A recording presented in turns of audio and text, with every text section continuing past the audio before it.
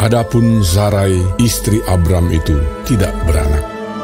Ia mempunyai seorang hamba perempuan, orang Mesir, Hagar namanya. Berkatalah Sarai kepada Abram, "Engkau tahu, Tuhan tidak memberi aku melahirkan anak. Karena itu, baiklah hampiri hambaku itu. Mungkin oleh dialah aku dapat memperoleh seorang anak." Dan Abram mendengarkan perkataan Sarai. Jadi Sarai, istri Abram itu, mengambil Hagar, hambanya, orang Mesir itu, yakni ketika Abram telah 10 tahun tinggal di tanah Kanaan, lalu memberikannya kepada Abram, suaminya, untuk menjadi istrinya. Abram menghampiri Hagar, lalu mengandunglah perempuan itu. Ketika Hagar tahu bahwa ia mengandung, maka ia memandang rendah akan nyonyanya itu. Lalu berkatalah Sarai kepada Abram, "Penghinaan yang kuderita ini adalah tanggung jawabmu. Akulah yang memberikan hambaku ke pangkuanmu.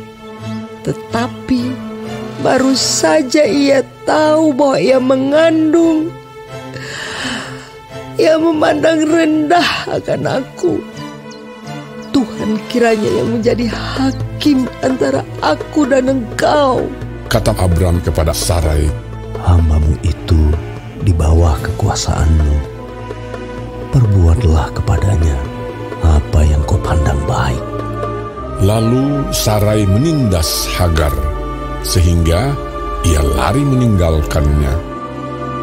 Lalu malaikat Tuhan menjumpainya dekat suatu mata air di padang gurun, yakni dekat mata air di jalan ke Syur.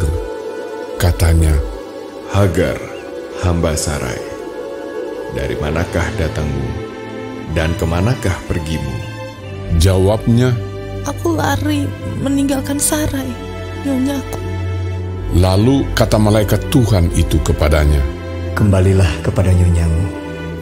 Biarkanlah engkau ditindas di bawah kekuasaannya." Lagi kata malaikat Tuhan itu kepadanya, "Aku akan membuat sangat banyak keturunan, sehingga tidak dapat dihitung karena banyaknya." Selanjutnya kata malaikat Tuhan itu kepadanya, "Engkau mengandung dan akan melahirkan seorang anak laki-laki, dan akan menamainya Ismail, sebab Tuhan telah mendengar tentang penindasan atasmu itu. Seorang laki-laki yang lakunya seperti keledai liar. Demikianlah nanti anak itu. Tangannya akan melawan tiap-tiap orang, dan tangan tiap-tiap orang akan melawan dia. Dan di tempat kediamannya, ia akan menentang semua saudaranya." Kemudian Hagar menamakan Tuhan yang telah berfirman kepadanya itu dengan sebutan, "Engkaulah El Roi." Sebab katanya, "Bukankah di sini kulihat Dia yang telah melihat aku?" Sebab itu sumur tadi disebutkan orang Sumur Lahai Roi. Letaknya antara Kades dan Beret.